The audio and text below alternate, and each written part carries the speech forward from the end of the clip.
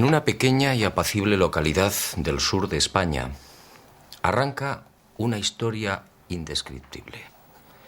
Una historia que me ha llevado muy lejos y que quiero compartir con usted. Una historia, vaya por delante, cuyo final está aún por escribir. Acompáñeme y juzgue por sí mismo.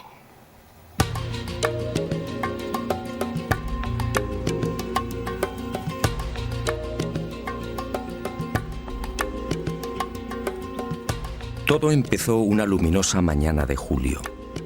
Dionisio Ávila es un hombre sencillo, muy querido y respetado por sus paisanos. No sabe leer ni escribir.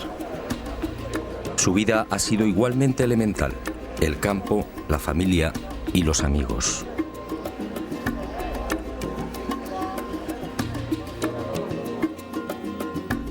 Hasta que un día surgió la sorpresa. Fue al mediodía de aquel 16 de julio de 1996. Siguiendo la costumbre, Dionisio emprendió su habitual paseo por las afueras del pueblo. Le acompañaba su fiel perra, Linda.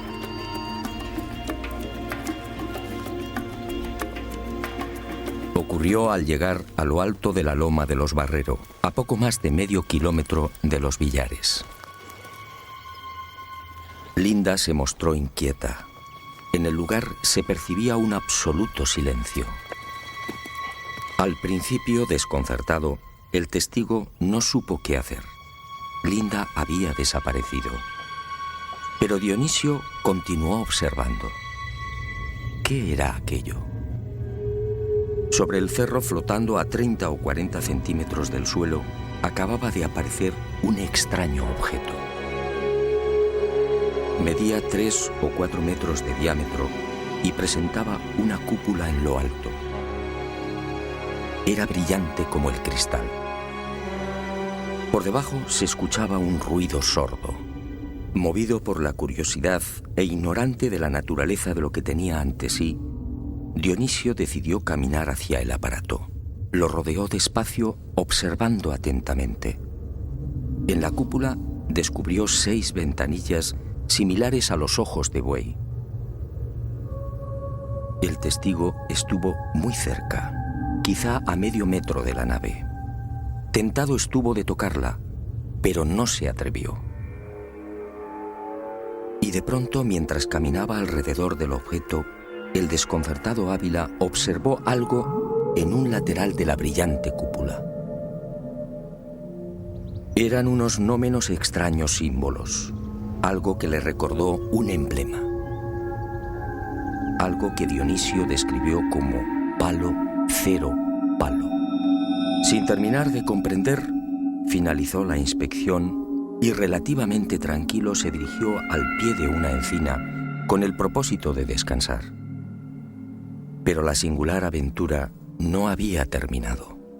A los pocos instantes, cuando Dionisio Ávila se hallaba a 4 metros del resplandeciente objeto, volvió la cabeza y los vio.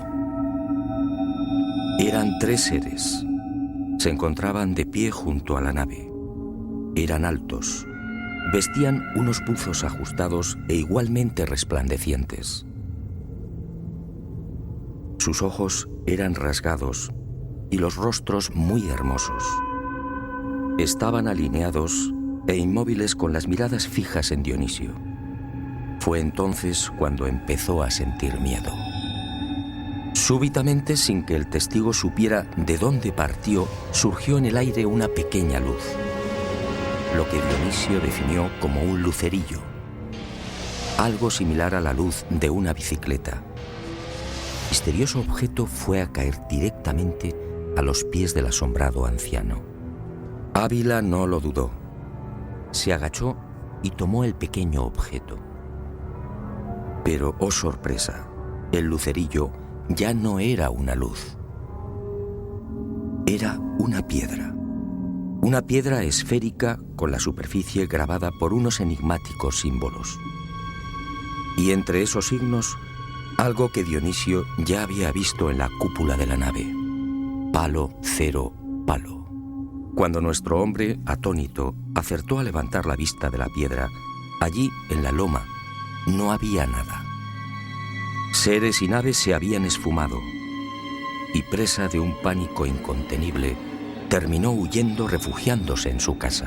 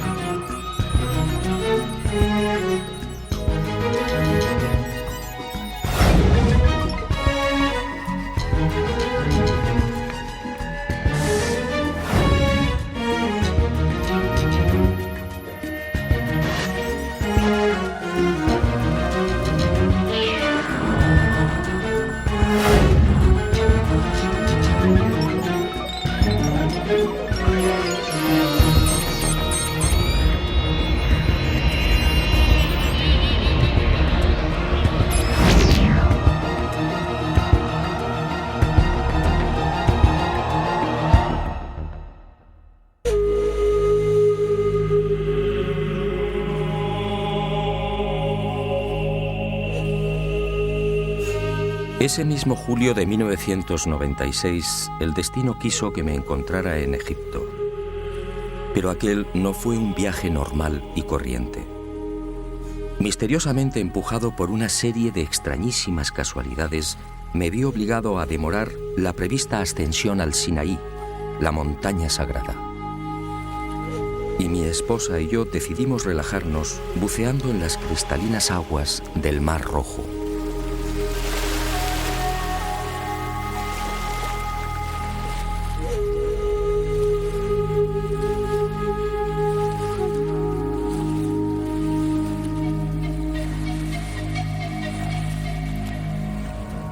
Todo transcurría con normalidad. Recuerdo que me alejé de Blanca y de pronto, al volver a la superficie, la vi gesticular.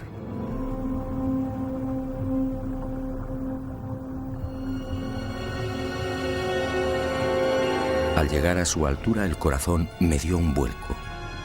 Sangraba abundantemente por su pierna izquierda. Al parecer, se había cortado con uno de los afilados corales.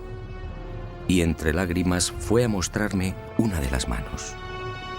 Había perdido un anillo de oro. Al sentirse herida por el coral, instintivamente llevó su mano a la herida. Fue cuestión de segundos. Al sacar la mano del agua, el anillo de oro ya no estaba. No tardé en comprender que la búsqueda del anillo era una labor poco menos que imposible.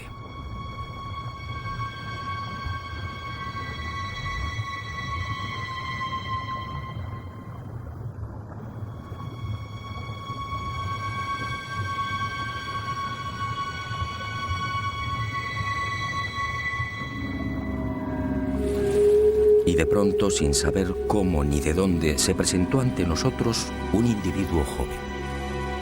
Me pareció egipcio, pero no podría asegurarlo. Y en inglés, con evidentes prisas, apremió a mi mujer para que saliera del agua. Es más, sin interesarse por la abundante sangre que manaba de la pierna, la tomó por la muñeca, arrastrándola hacia la orilla. A mí, sencillamente, me ignoró. Todo su afán era sacar a Blanca de la mar. ¿Pero por qué?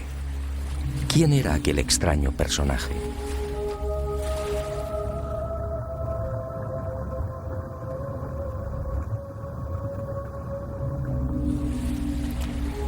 Las respuestas a estas interrogantes llegarían poco después. Los vi alejarse e incomprensiblemente, en lugar de seguirlos e interesarme por la salud de Blanca, di media vuelta. Y movido por una fuerza que no he conseguido explicar, me sumergí a la búsqueda del pequeño tesoro.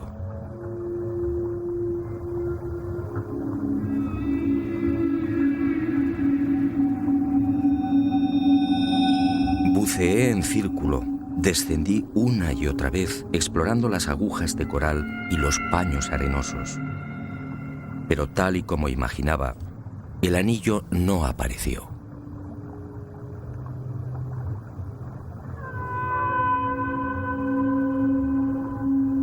Una hora más tarde, el frío, el cansancio y la lógica decepción me obligaron a desistir.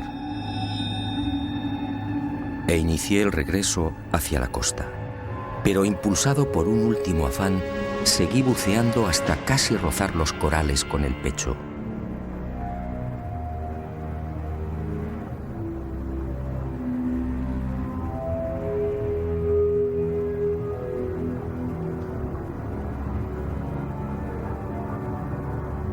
Y en el último instante, cuando estaba a punto de ponerme en pie, un destello me mantuvo en el agua.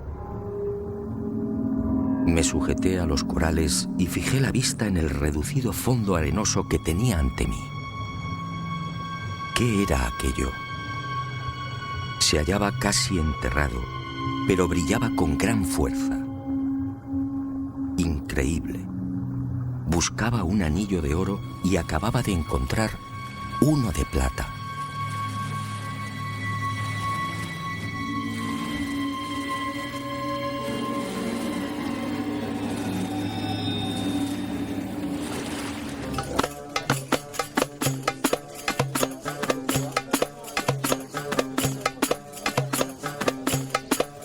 Y extrañamente feliz, coloqué el anillo de plata en el dedo de mi mujer. Curioso, encajó perfectamente. En cuanto al extraño personaje que arrastró a mi esposa hasta la orilla, nadie supo darnos razón. La búsqueda por Sar el Sheikh fue infructuosa. Ni Blanca ni yo pudimos entender su enigmático comportamiento, a no ser, claro está, que tuviera mucho que ver con el hallazgo del no menos misterioso anillo de plata.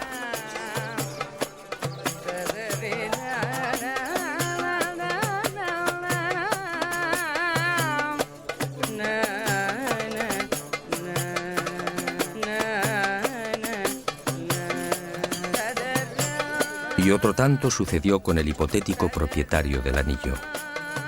Todas las gestiones resultaron inútiles. Nadie lo reclamó. Nadie lo había extraviado.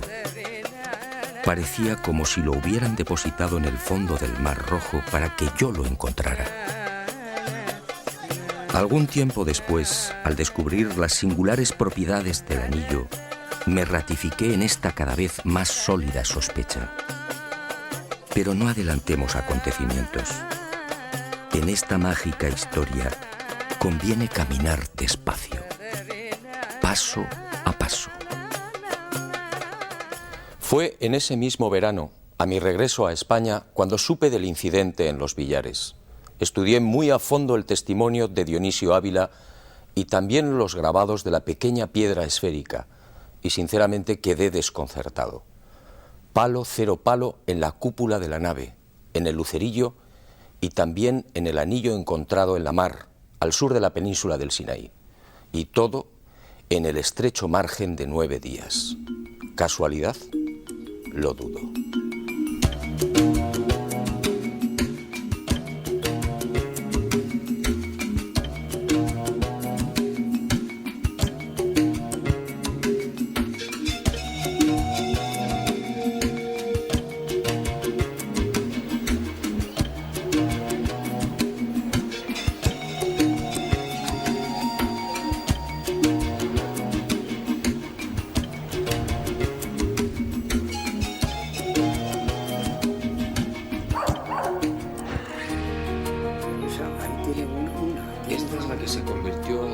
Como usted puede imaginar, desde que tuve conocimiento de este singular y fascinante encuentro, he interrogado a Dionisio en numerosas oportunidades y creo en la autenticidad de su experiencia. Pues bien, cada vez que lo he visitado, además de rogarle que relatara una vez más su desconcertante aventura, le he pedido que volviera a dibujar los símbolos que descubrió en la nave. Hoy, abusando de su amabilidad, vuelvo a rogarle que dibuje de nuevo lo que él consideró un emblema. Eso ver si la recuerdo, contigo la veo. Yo creo que era. Y la ventanilla tenía un cerco. ¿Te me entiendes? ¿A qué clase de misterio me enfrentaba? ¿Se trataba de un mensaje? Pero la extraña historia no termina aquí.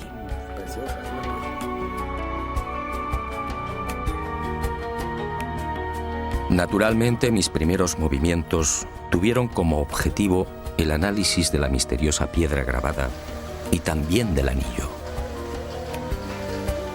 No hubo grandes sorpresas. Los geólogos coincidieron. El lucerillo era una concreción de varita, un material común en la región de los Villares. Una piedra con una dureza aproximada de 3 a 3.5 en la escala de Mohs, es decir, un material blando y por tanto fácil de trabajar. Se apreciaron igualmente dos fases bien diferenciadas en la elaboración de los grabados, una reciente y otra mucho más antigua. Por último, uno de los detalles que más sorprendió a los estudiosos fue la extraordinaria circularidad de uno de los grabados, los círculos concéntricos.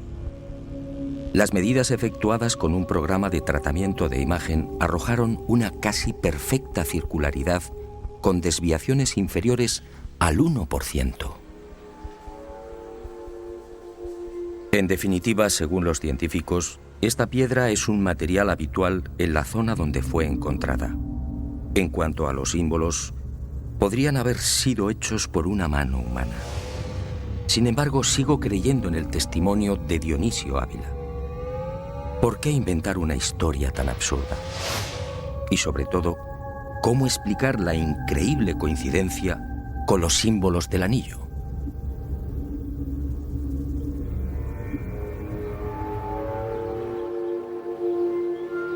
Y como si de un mágico plan se tratase, con el transcurrir de los días fueron surgiendo nuevas y sorprendentes casualidades. ¿O no debería llamarlas así? Una de ellas tuvo como protagonista principal a Francisco Sánchez Viera, experto en termovisión.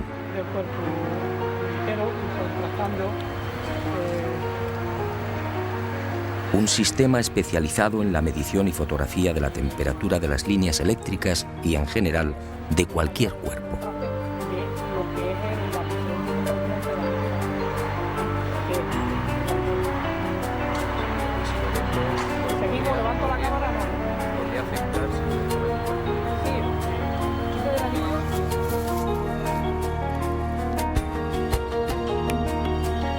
No podía ser. Al enfocar el anillo de plata con la cámara de termovisión, quedamos perplejos. Mientras los dedos de mi mano presentaban las temperaturas lógicas, 28, 35 o 36 grados Celsius, según las zonas, el anillo ofrecía unas lecturas muy diferentes. A juicio de los expertos, imposibles. Algunas de las secciones del anillo se encontraban a 7 grados, otras a 10, algunas incluso a 5 grados Celsius. Imposible. Ningún anillo colocado en un dedo podría descender a temperaturas tan bajas. Y mucho menos cuando la temperatura ambiente en esos momentos era de 18 grados. Pero lo más increíble es que a pesar de las lecturas tan bajas, el anillo al tacto se presentaba caliente. ¿Qué clase de anillo había encontrado en el Mar Rojo? Tratando de racionalizar el aparentemente absurdo comportamiento del anillo, lo sometí a nuevas pruebas y exploraciones. Más sorpresas. Al retirarlo del dedo, los termogramas arrojaron un espectáculo desconcertante. El anillo aparecía rodeado de una especie de halo blanco, una luz que no es visible a simple vista. ¿De dónde procedía esa energía? ¿Me encontraba ante algún tipo de tecnología no humana?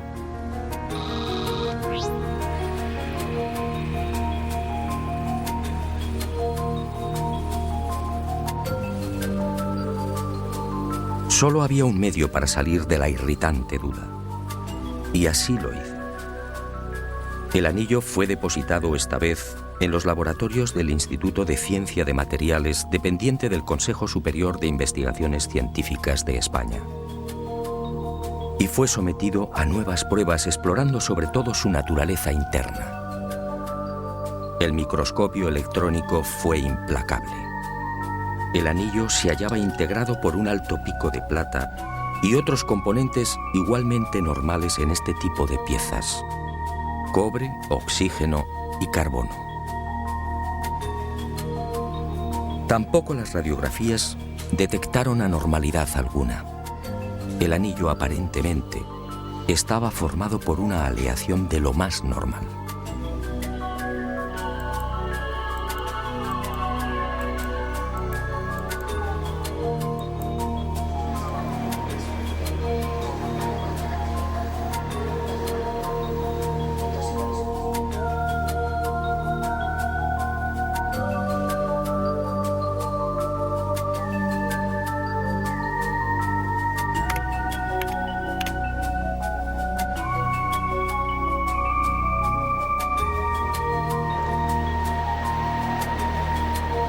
Pero las sorpresas no terminaron ahí.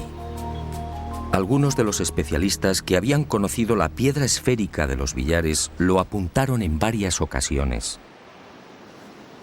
Aquellos símbolos guardaban gran semejanza con el alfabeto bereber, una lengua casi desconocida y que todavía se habla en el Sáhara. En una de mis pesquisas, mientras interrogaba a toda suerte de expertos en bereber, fui a tropezar con la imagen de una estela de piedra. Y en ella, entre otros signos, descubrí los ya familiares palo, cero, palo. ¿De nuevo la casualidad? No, por supuesto. Y en esos instantes supe que iba por el buen camino.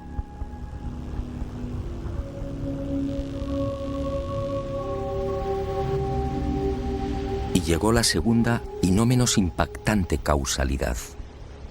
Enfrascado en las investigaciones sobre el lenguaje bereber, casi olvidé otra de las pesquisas abierta meses atrás a raíz del hallazgo del anillo.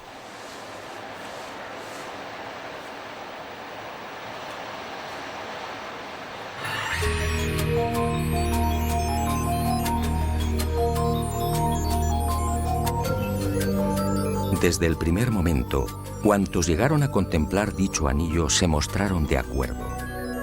Los símbolos que lo adornan podían ser interpretados como un lenguaje binario, en este caso integrado por 9 unos y 9 ceros, 9 palos y 9 ceros.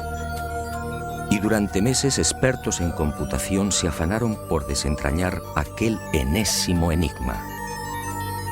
Los esfuerzos fueron inútiles. De la secuencia en cuestión solo se obtenían largas series de números sin orden ni sentido. Hasta que uno de estos especialistas, oficial de la Armada Española, tuvo una genial intuición. Una de aquellas endiabladas secuencias numéricas podía reducirse a unas coordenadas geográficas. La nueva y decisiva sorpresa estaba al caer. Cuando las coordenadas en cuestión fueron trasladadas a las cartas, el punto que apareció en el mapa me dejó perplejo. Tassili, una región al sur de Argelia, una región en la que se habla y escribe bereber. ¿Casualidad? Sinceramente lo dudo. Y a mi memoria llegaron viejas imágenes. ¿No era este el desierto en el que el célebre geógrafo, arqueólogo y paleontólogo Henry Lott había catalogado miles de pinturas rupestres? ¿No era este el lugar en el que fueron pintados extraños seres con escafandras y trajes espaciales? Y un presentimiento terminó echando raíces en mi aturdido corazón.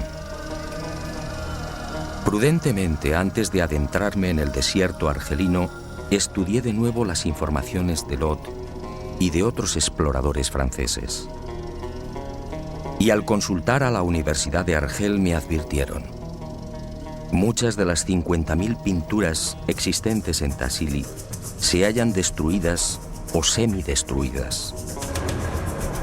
Las diferentes expediciones francesas al Sáhara, en especial las de Lot, las habían arruinado.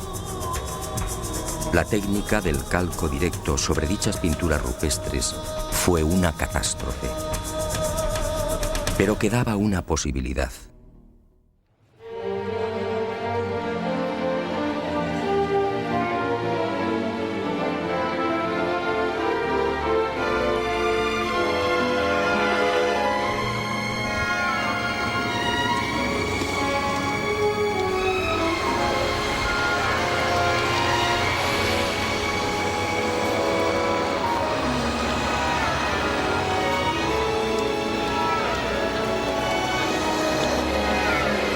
Y uno de mis informantes en Argel señaló el Museo del Hombre en París. Allí en los sótanos, casi en secreto, se conservan las copias de muchas de las pinturas de Tassili, tal y como eran antes de ser pulverizadas por Lot y su gente. Y el destino, una vez más, fue benevolente con este viejo soñador.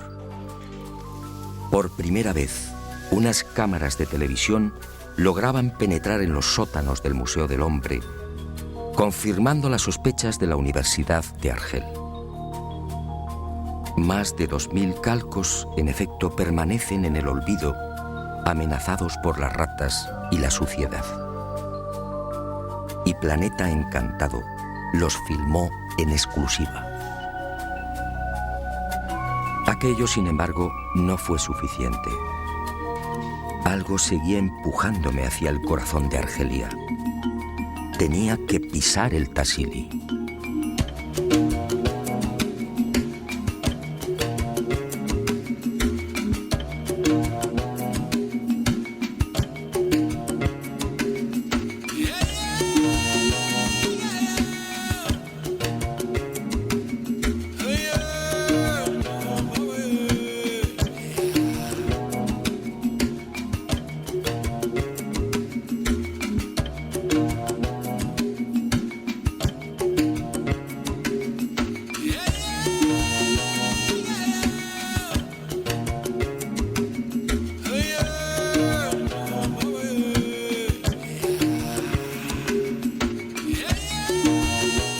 El gran día. Tras una obligada escala en Argel nos dirigimos a Yanet, la puerta del Tassili, una pequeña población asediada por el desierto y en la que se concentran las expediciones que tratan de ascender hasta las míticas y mágicas pinturas.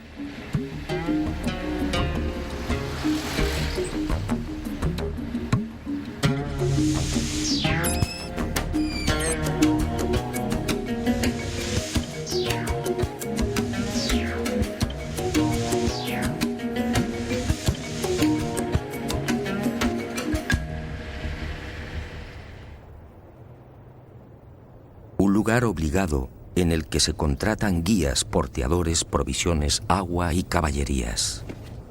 El Tassili no dispone de carreteras o pistas. El camino solo puede hacerse a pie. Y tras varias jornadas de preparación, el equipo al fin se dispuso a librar la primera gran batalla.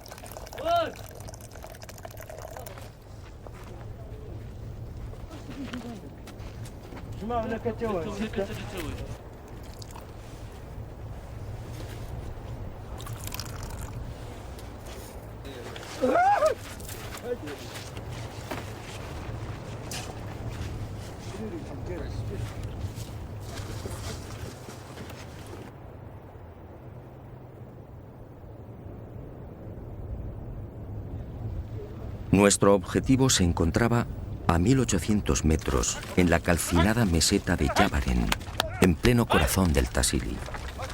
Allí nos aguardaba la primera exploración, el examen in situ de unas pinturas que han dado la vuelta al mundo. Entre los arqueólogos son conocidas como los cabezas redondas, unas misteriosas figuras datadas en 9.000 años aproximadamente. Indiqué. Al iniciar la marcha hacia la gran meseta tuve que contenerme. Ardía en deseos de llegar y verificar qué clase de conexión podía existir entre los llamados cabezas redondas, el suceso de los billares y el desconcertante anillo de plata. ¿Se trataba en verdad de astronautas descendidos en aquellos parajes en plena edad de piedra? Y si fuera así, ¿con qué objetivo? Para la mayoría de los científicos, esas imágenes, los cabezas redondas, solo son una misteriosa manifestación artística de los hombres del Neolítico. Figuras antropomorfas, quizás simples máscaras. Por supuesto, no aceptaron mi hipótesis. La comunidad científica no cree en la visita de seres no humanos, y mucho menos en la antigüedad. La ascensión se prolongaría durante 6 interminables horas. Y fue más dura de lo anunciado. A la violenta inclinación del terreno y a la agresividad de barrancos y desfiladeros vino a sumarse un calor tórrido y sofocante y el permanente peligro de los escorpiones y la cerastes, la víbora del desierto, agazapada bajo las piedras o en las brechas del granito. El tortuoso camino nos obliga a desviar las reatas de burros. Los animales caen una y otra vez, y el guía previsor los dirige por una senda más larga y menos penosa. Aún así, 2 de los asnos caen fulminados por el esfuerzo. Finalmente, la expedición corona la cima de la gran meseta.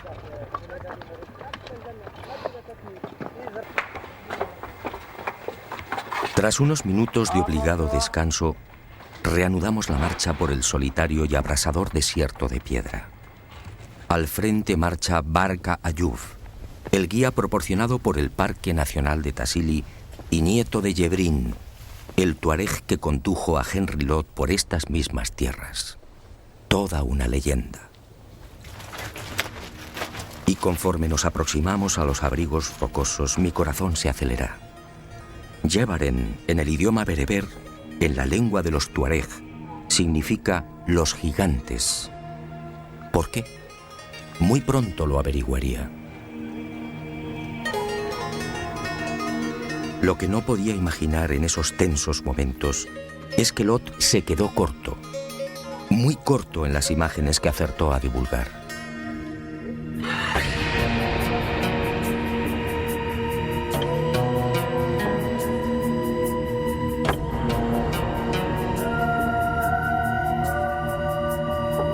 Los cabezas redondas, allí estaban. La verdad es que las imágenes precisan de pocos comentarios. Me quedé sin habla.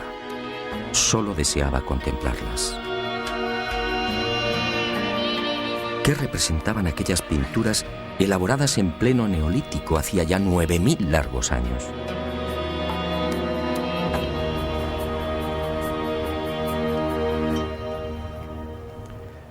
A partir de aquí, nuestra expedición al Sáhara se convertiría en una borrachera de imágenes. Es mucho lo que quiero mostrarle, pero antes permítame que me detenga en un detalle de especial importancia para comprender mejor lo que ocurrió en este lugar en la noche de los tiempos. Al examinar las escenas de caza y los animales, es fácil percatarse de algo realmente asombroso. Los artistas dibujaron siempre con una extraordinaria fidelidad. Los detalles son precisos, rigurosos. Las pinturas, en suma, son un fiel reflejo de lo que veían a su alrededor. Y si esto evidentemente es así, ¿qué podemos pensar de esas otras pinturas que la arqueología atribuye a la imaginación de los artistas? Si los hombres de la Edad de Piedra dibujaron individuos con cascos, antenas sobre la cabeza, trajes hinchados o enigmáticos buzos con botellas a la espalda, ¿no será que los pintaron así porque así lo vieron?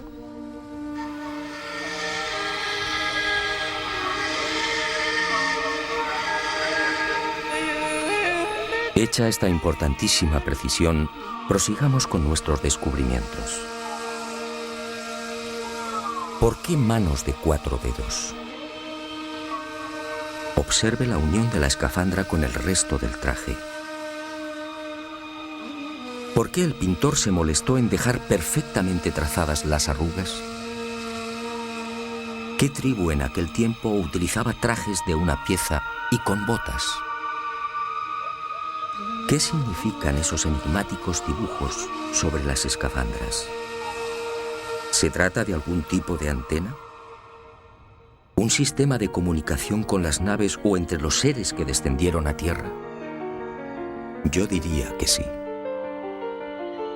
Así pudieron captarlo los habitantes de Yavaren, y así lo plasmaron en las paredes. ¿Y qué decir del objeto representado junto a este nuevo astronauta? ¿Pura imaginación del artista o el vivo retrato de una nave que lo acompaña en su descenso a tierra? Fíjese en la línea clara y contundente que marca la separación entre el casco y el traje. ¿Estamos ahora ante algún tipo de medusa como pretenden los arqueólogos? ¿Una medusa a 1800 metros sobre el nivel del mar y a casi 2000 kilómetros de la costa más cercana? No, mi teoría es otra. Alguien, hace 9000 años, observó un objeto similar a este. Una nave no humana en pleno ascenso o descenso. Y el artista la inmortalizó, dibujando incluso el posible sistema de propulsión. En cuanto a los objetos con dos patas abundantísimos entre los miles de pinturas del Tassili, mi hipótesis es la misma. Objetos posados en el suelo, mostrando los trenes de aterrizaje. Y entre tantas pinturas, algo que nos llamó poderosamente la atención. Unos círculos coloreados en rojo y blanco, dispersos aquí y allá, y con un diámetro siempre idéntico, 18 centímetros.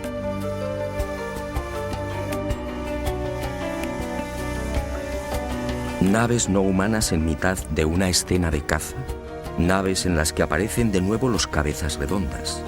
¿A qué se debe el extraordinario parecido de estos cascos o escafandras con los que ya hemos observado? ¿Vigilaban de cerca las actividades del hombre neolítico? Y un detalle muy significativo. ¿Por qué el artista se recreó en uno de los extremos de la media luna, dibujando esos pequeños trazos? ¿Quiso dejar constancia de algún tipo de iluminación? Hoy lo sabemos, son miles los casos investigados en los que estos objetos no humanos se aproximan y parecen observar a los testigos. Naves que espían todos nuestros movimientos. ¿Por qué no iban a hacerlo hace 9000 años? La expedición prosigue por el desolado y abrupto desierto. Cada jornada exige un nuevo esfuerzo, entre 10 y 15 kilómetros para alcanzar la siguiente estación pictórica. Y siempre a pie. A la meseta del Tassili no llegan los 4x4.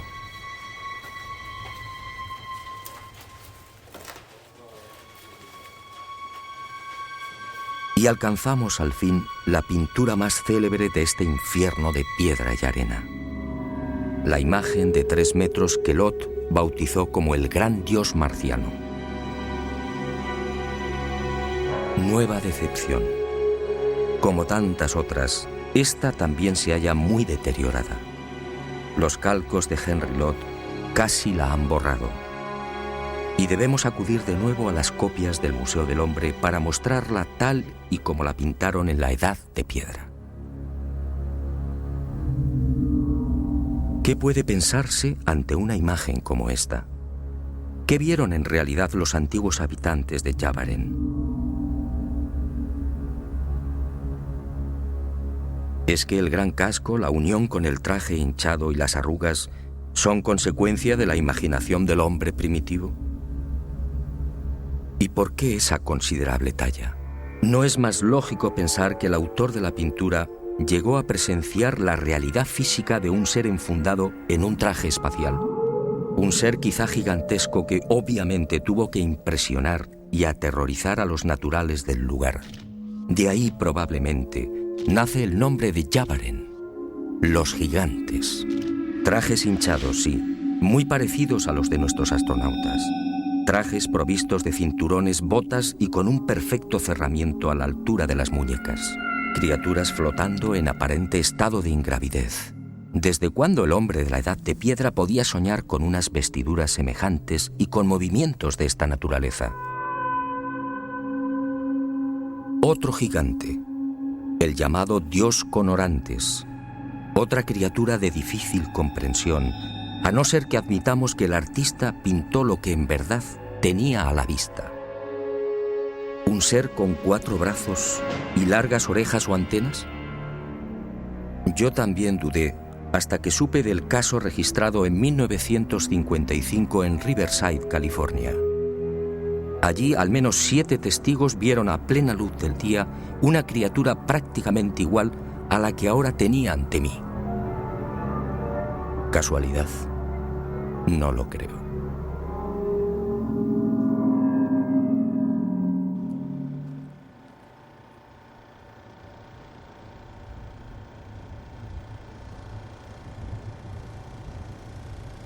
Está en el menú. Eso se pone encima de la mesa y queda...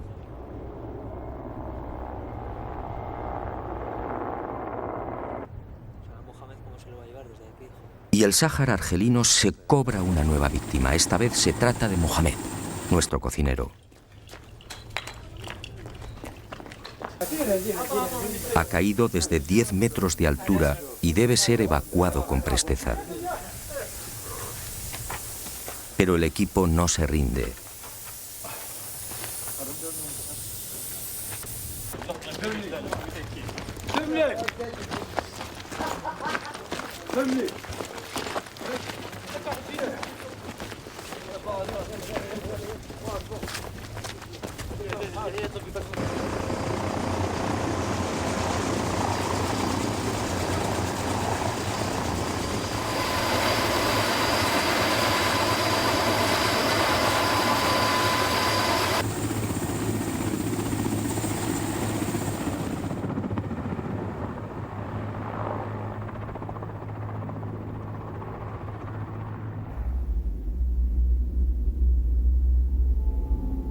Las extrañas imágenes encontradas en Tassili no tendrían fin.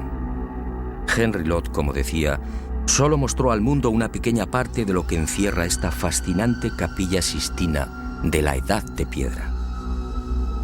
Seres monstruosos persiguiendo a humanos.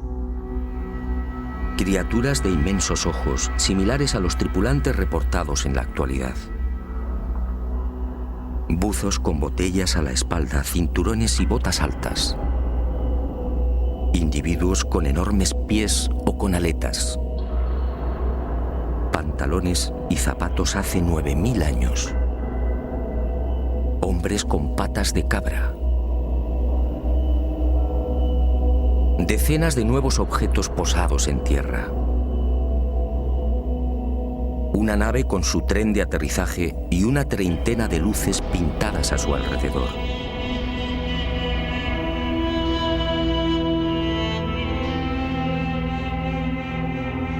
Y siguen los gigantes. ¿Se trata de un ser humano? Otra criatura de enorme cráneo se presenta fundida con la imagen de un objeto circular al que el pintor ha dotado de una serie de largos apéndices. Como en escenas anteriores, estos trazos solo pueden indicar luz o sensación de movimiento. Nuevos objetos con idénticos apéndices. En uno se aprecian los mismos dibujos que lucen las escafandras de los cabezas redondas. Y un capítulo igualmente desconcertante. Animales desconocidos. Si los hombres del Neolítico pintaron lo que veían con exquisita fidelidad, ¿qué son estas figuras? ¿Hipopótamos con dientes de carnívoro? ¿Avestruces con 4 patas? ¿Felinos con 8 dedos en cada mano? ¿Centauros? ¿Unicornios? ¿Pero cómo es posible? Siempre creímos que centauros y unicornios eran pura leyenda. ¿Seres con cabeza de insecto? ¿Estaríamos ante algún tipo de experimento genético por parte de los gigantes que descendieron en Tassili? Los misterios, en efecto, se empujaban unos a otros.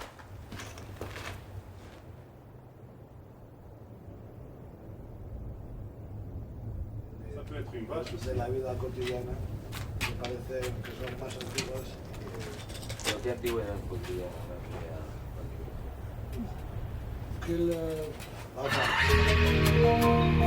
Pero sin duda una de las pinturas que más me impresionó fue la localizada en plena meseta de Yavaren. Y la he dejado para el final con toda intención. También la erosión y los desaprensivos han terminado arruinándola. Pero lo que queda de ella resulta muy significativo. No conocemos su antigüedad con exactitud, pero según las modernas técnicas basadas en espectrómetros de aceleración de masas, utilizadas en pinturas de la misma etapa, esta que usted contempla podría remontarse a 8.000 o 9.000 años. Quizá más. Para su mejor y más rápida comprensión, hemos elaborado unos dibujos gemelos a los que aparece en la roca. ¿Y qué vemos? Algo sencillamente asombroso y, por supuesto, imposible para la ciencia. Un ser con escafandra y ligado a un objeto circular por un tubo. Un objeto a su espalda perfectamente trazado con una doble línea y con no menos extrañas llamaradas o luces en su interior. Un ser que porta algo a la espalda. Algo similar a lo utilizado por nuestros astronautas. Un ser que parece arrastrar hacia sí o hacia la nave a un total de 4 mujeres desnudas. Una de ellas con un niño. 4 mujeres de claro perfil negroide. La pintura no precisa muchos comentarios. ¿Qué sucedió en este lugar hace 8.000 o 9.000 años? ¿Se mezclaron los gigantes con las hijas de los hombres? ¿Se llevaron a cabo experimentos genéticos? Como decía el maestro, quien tenga oídos, que oiga. Una mano mágica parecía habernos llevado hasta el corazón de Argelia. Las coordenadas marcadas por el anillo de plata habían acertado de pleno. Ahora estaba seguro. En aquel bello y abrasador desierto, en plena edad de piedra, unos seres no humanos descendieron y actuaron. ¿Se trataba de los mismos que fueron vistos en España y que arrojaron la piedra esférica a los pies del testigo? No me di por satisfecho. Aún quedaban algunos enigmas por despejar.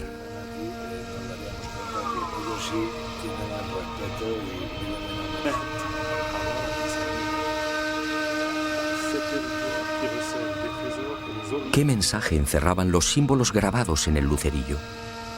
¿Qué relación guardaban con el Sáhara? ¿Qué había detrás de aquella fascinante historia? La aventura, en efecto, apenas había comenzado.